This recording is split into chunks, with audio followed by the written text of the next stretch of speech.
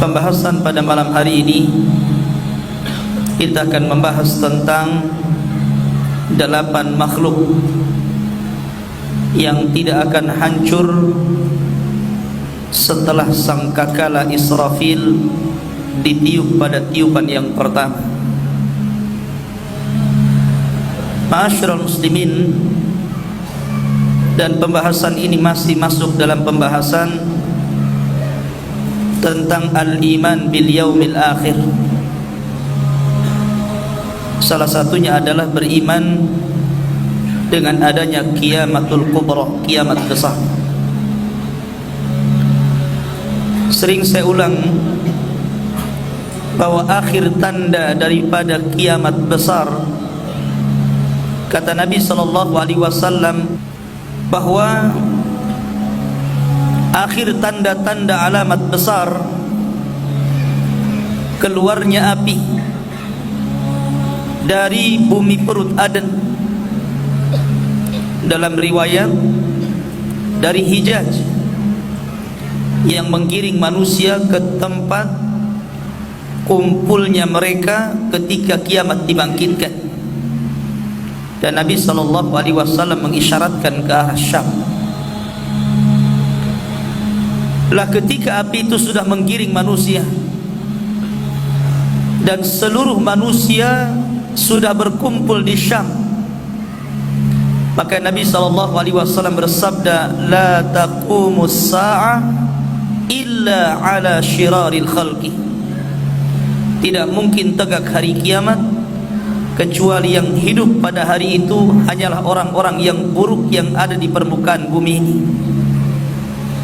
Maka dari situlah Allah Subhanahu wa ta'ala memerintahkan Israfil, satu-satunya malaikat yang ditugaskan hanya meniup sangkakala saja. Dia tidak bertugas kepada yang lain.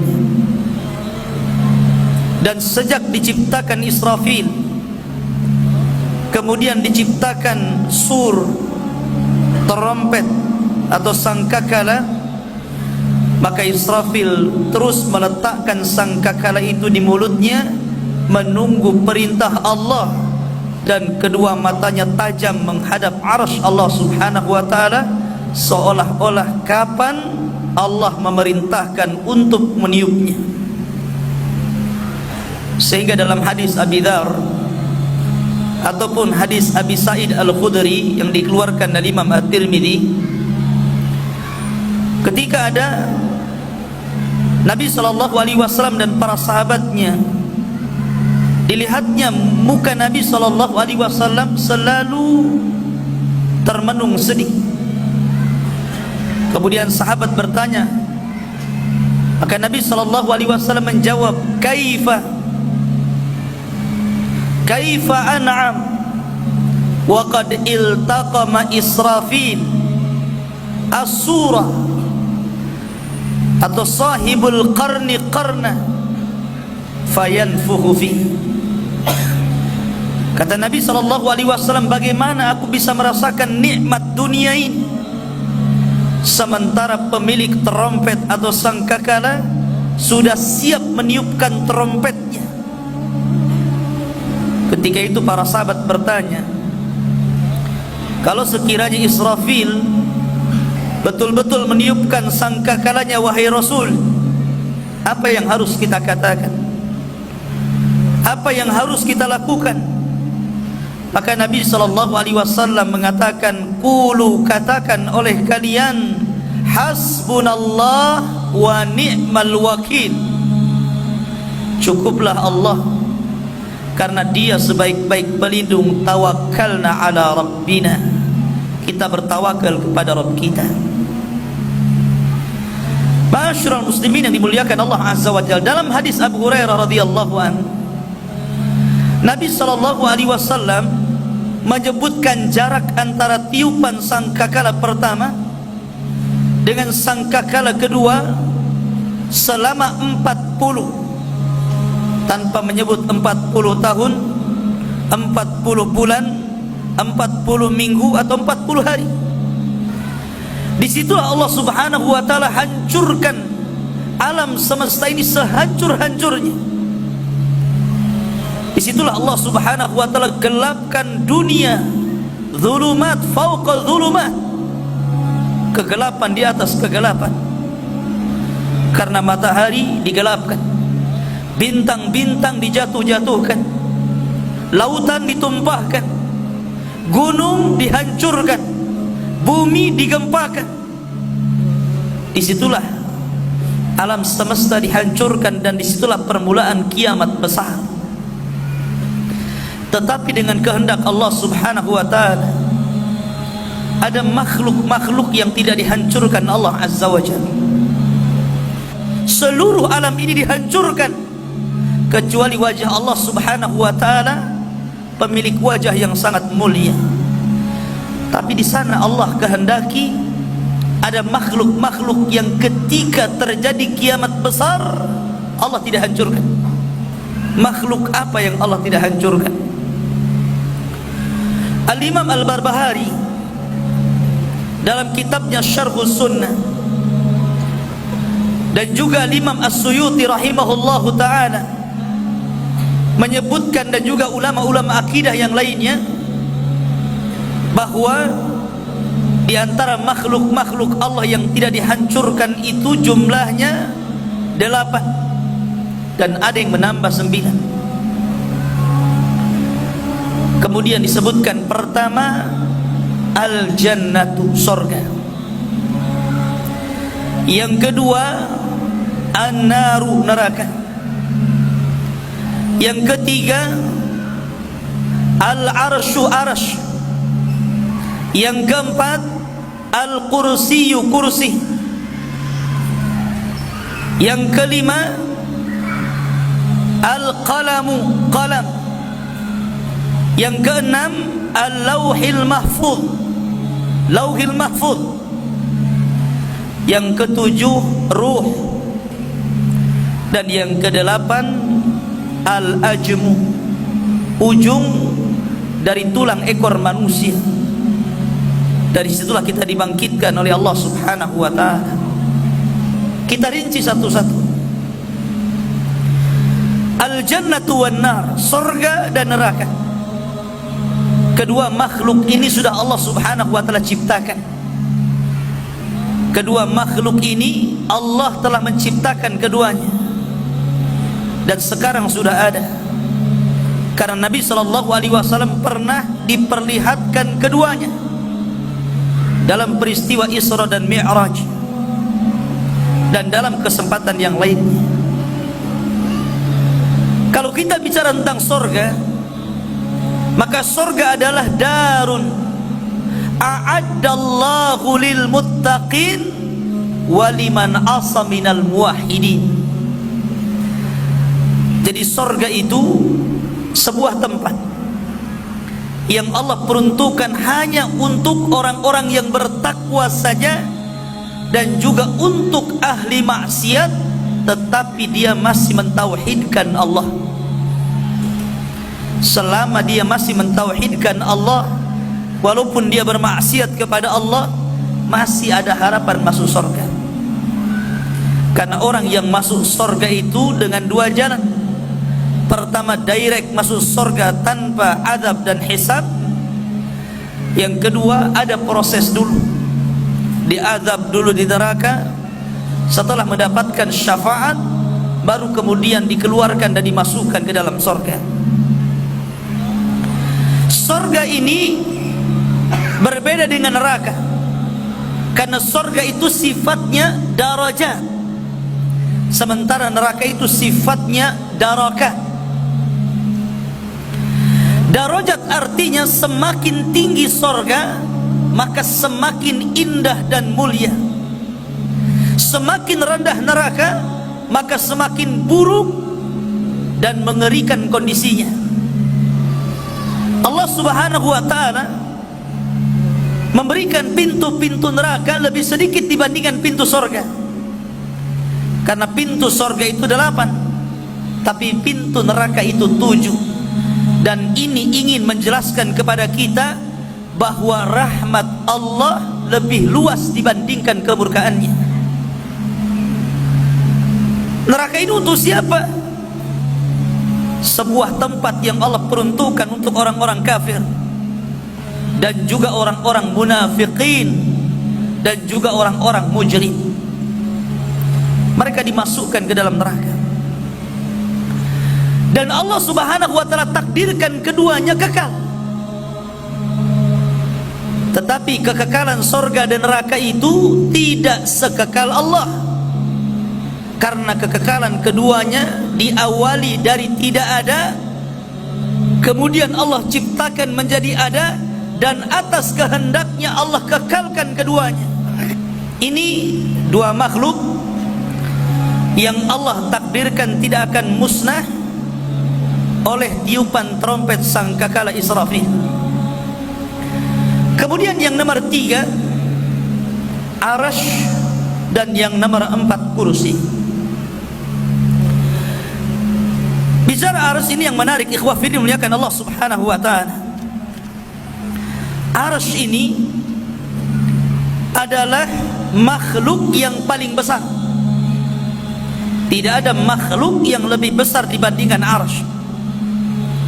Walaupun para ulama khilaf tentang awal penciptaan, apakah Arasy dulu ataukah kolam dulu, tapi pendapat yang rajih wallahu alam menurut Al-Imam Ibnul Qayyim dan yang lainnya, bahwa makhluk yang pertama kali diciptakan Allah adalah Arasy.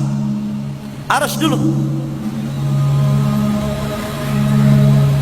Allah Subhanahu wa taala menciptakan Arasy, dan Arasy ini alal ma, posisinya di bawah air. Artinya di atas langit situ ada lautan, dan singgasana itu berada di atas lautan, di atas langit. Lah ketika Allah Subhanahu wa taala menciptakan Arasy alal ma, disitulah Allah Subhanahu wa taala menciptakan pena kolam. Kemudian Allah perintahkan kepada kolam, uktub kulla syai'in, kolam, catatlah segala sesuatu yang sedang terjadi, yang akan terjadi, dan begitu seterusnya. Dari sini menunjukkan bahwa seluruh makhluk Allah berada di bawah Arasy. Seluruh makhluk Allah setelah Allah ciptakan Arasy, semua di bawahnya. Karena Arasy itu makhluk Allah yang sangat besar. Kemudian Abdullah bin Abbas memberikan perbandingan lagi. Adapun perbandingan Arasy dengan kursi, maka sama dengan perbandingan kursi dengan 7 lapis langit. Sebesar apa itu? Nggak bisa membayangkan kita besarnya. Kalau kursi saja, wasi'at kursiyuhus samawati wal ard, meliputi langit dan bumi, sementara kursi dibandingkan Arasy seperti cincin diletakkan di padang pasir, menunjukkan Arasy Allah ini besar. Dan Allahu Akbar, Allah Maha Besar sebagai penciptanya. 2, Arasy ini ditopang oleh 8 malaikat. Wa yahmiluna arsya rabbika fawqahum yawma idzin thamaniyah. Dan para pemikul-pemikul Arasy pada hari itu jumlahnya berapa? 8. Dan Arasy ini ikhwah fillah muliakan Allah Azza wa Jalla adalah makhluk Allah Subhanahu wa taala yang bisa juga bergetar. Padahal makhluk yang besar itu jarang bergetar kan? Gunung lihat, susah bergetar kecuali gempa kan? Arasy ini makhluk yang sangat besar tapi bisa bergoncang. Kapan Arasy bergoncang? Ketika kematian satu sahabat Rasul, Sa'd bin Mu'adz, pemimpin Ansar yang sangat mencintai Rasul dan Rasul mencintai diri. Saat kematiannya Sa'd bin Mu'adz, bergegar Arasy Allah Subhanahu wa taala, makhluk yang paling besar. bahagia dengan kematian Sa'd bin Mu'adz.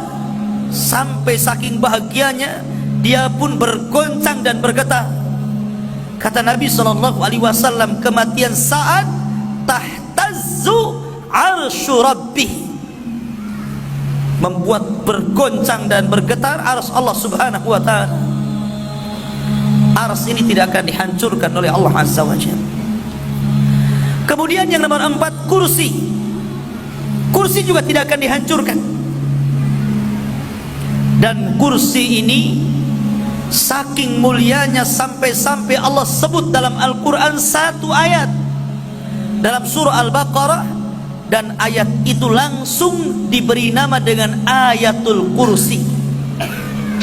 Bahkan kata ulama tafsir, satu-satunya ayat yang paling mulia dibandingkan ayat-ayat yang lain dalam Al-Quran yang 30 juz itu, tidak ada yang lebih mulia dan bisa menandingi kemuliaan ayat kursi. Jadi itu ayat yang sangat mulia, bahkan lebih terkenal dibandingkan surah Al-Baqarahnya sendiri. Karena ayat kursi ini banyak diamalkan oleh manusia dalam berbagai macam amalan. Orang sebelum tidur baca ayat kursi, setelah sholat baca ayat kursi, sore baca ayat kursi, pagi baca ayat kursi. Banyak perintah untuk membaca ayat kursi. Lah kursi itu tidak akan dihancurkan Allah. Kursi itu satu di antara 8 makhluk yang tidak akan dihancurkan Allah Subhanahu wa ta'ala. Kata Ibnu Katsir, yang dimaksud kursi dalam ayat wasi'a kursiyuhus samawati wal ar, artinya kursi itu tempat berpijaknya Allah Subhanahu wa ta'ala. Kalau tempat berpijaknya saja sebesar itu, maka tentu Allah Subhanahu wa ta'ala akbar dibandingkan makhluknya. Ini yang nomor 4. Kemudian yang nomor 5, Al-Lauhu wal Qalam.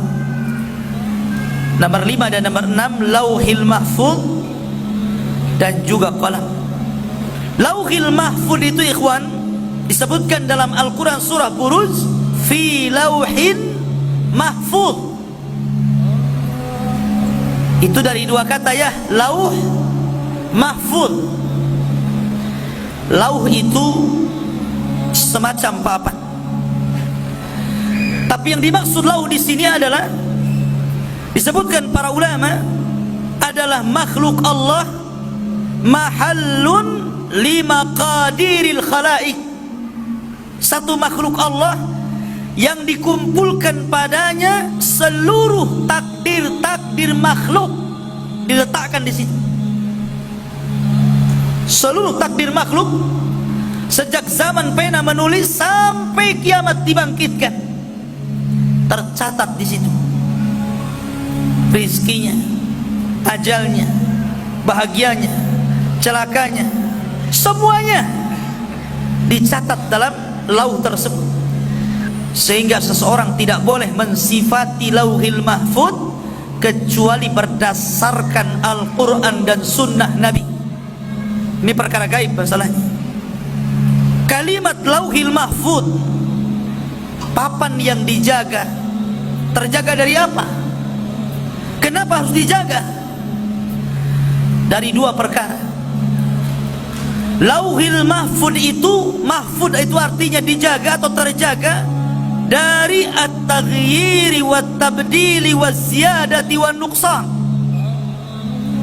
Terjaga dari perubahan, dari penggantian, dari tambahan, dari pengurangan. Tidak mungkin terjadi apa yang sudah ditulis di Lauhil Mahfuz terjadi perubahan sedikit pun.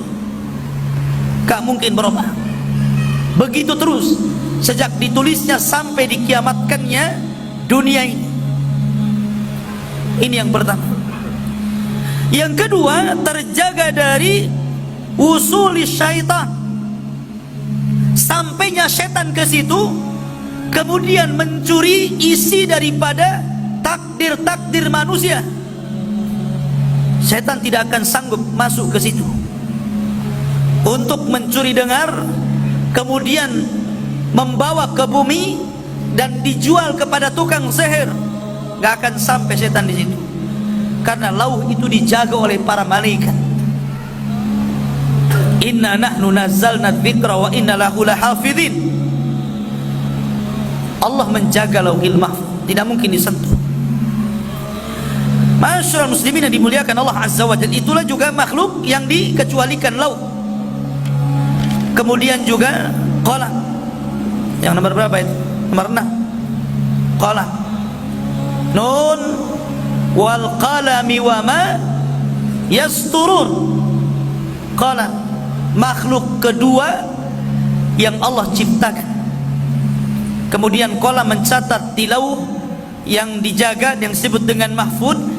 Ada yang mengatakan bahwa letak lauhil mahfud dan juga qalam berada di dalam arasy sebagai kemuliaan keduanya, karena seluruh takdir Allah dicatat di situ dan Allah yang menjaganya.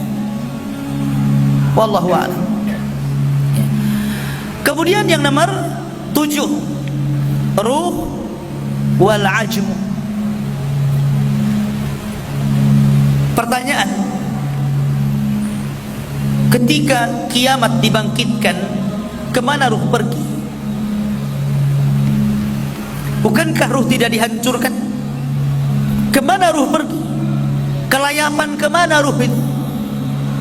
Lah ketika Israfil meniupkan sangkakala yang pertama, disitulah kata para ulama inqita'u adabil qabri, adab kubur terputus di sini. Ruhnya orang-orang yang beriman kemana? Fil illiyin, diletakkan di tempat yang paling tinggi sementara. Adapun ruhnya orang-orang kafir dan munafik diletakkan fi sijjin, di tempat yang paling dasar di perut bumi. Disitulah ruh tersimpan sampai pada waktunya nafkhatus tsaniyah, tiupan sangkakala yang kedua, barulah ruh itu dikembalikan lagi ke jasad-jasadnya, sehingga Allah katakan wa akhrajatil ardu athqalaha, maka manusia keluar dari perut bumi, dan semua Allah keluarkan mulai dari Adam sampai yang terakhir mati. Itulah ruhnya. Ruh tidak akan dihancurkan pada kiamat. Dan yang terakhir al-ajmu, ujung tulang ekor manusia.